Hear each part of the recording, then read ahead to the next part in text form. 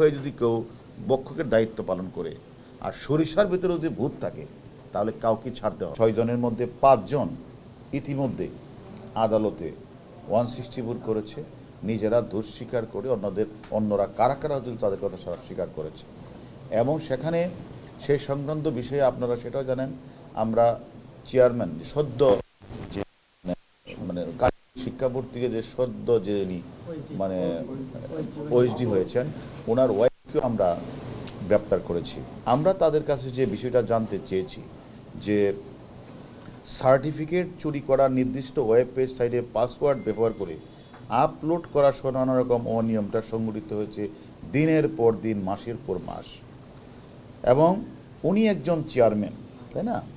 উনি এই প্রতিষ্ঠানের নির্দেশনা দেন, লিডারশিপ দেন। সেই প্রতিষ্ঠানে থেকে কাগজ নিয়ে যাচ্ছেন, সিসিটিভি আছে, তারা দেখছেন।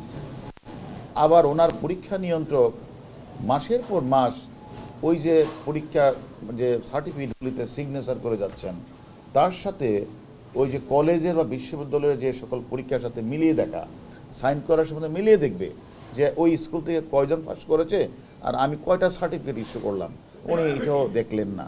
তারপরে উনি এবং তার সাথে এবং এটা আমরা তাদেরকে প্রশ্নটা করেছি যে সচিব এখানে নিয়ন্ত্রক সাহেব, চেয়ারম্যান সাহেব বা সচিব সাহেবের সাথে তারা যে এই যে ঘটনাগুলি ঘটেছে, এটা কি তাদের মানে অবহেলা, এটা কি তাদের উদাসীনতা, অথবা তাদেরকে আমরা জিজ্ঞাসাবাদ করেছি এটা কি কারো দ্বারা বায়াসড হয়ে আপনারা এগুলি করেছেন, নতুবা কেন আপনারা মাসের পর মাস, বছরের পর বছর এভাবে চললো, আপনারা তার বিরুদ্ধে কোনো ব্যবস্থা গ্রহণ করলেন না।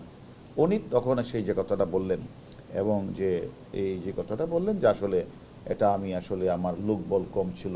তা আপনার লোকবল কম থাকলে একটা লোক এভাবে সার্টিফিকেট সার্টিফিকেট বানাচ্ছে, সেটা আপলোড করে দিচ্ছে, মানুষ কিনে নিয়ে যাচ্ছে এবং আপনার সারা বিশ্ব কলেজ বিভিন্ন জায়গাতে রয়েছে, সকল কলেজের প্রতিষ্ঠানের লোকজনটা কিনে নিচ্ছে, আপনি জানার পুরো ব্যবস্থা গ্রহণ করেন নাই, আমি তো দায়ী। তখন সে যেটা বললেন সে দায় এড়াইতে পারেন না।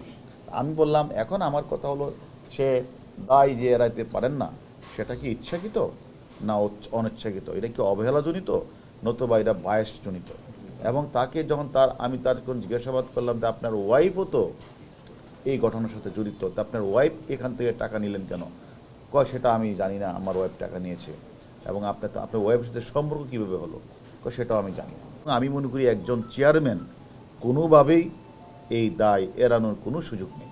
এখন তাকে আমরা বিভিন্ন প্রশ্ন করেছি, সেগুলির দায় এবং সেই জবাব দিবে এবং প্রয়োজন বোঝো তাকে আমরা 1-2 দিনের সময়ও দিব, সে তার সঠিক ব্যাখ্যা আমাদের কাছে হাজির করবেন।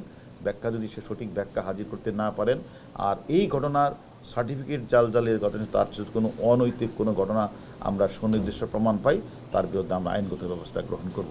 যারা এই ঘটনার সাথে জড়িত তাদের প্রত্যেককে আমরা আইনের আওতায় নিয়ে আসব। এই বিষয়ে কাউকে আমরা ছাড় দিব।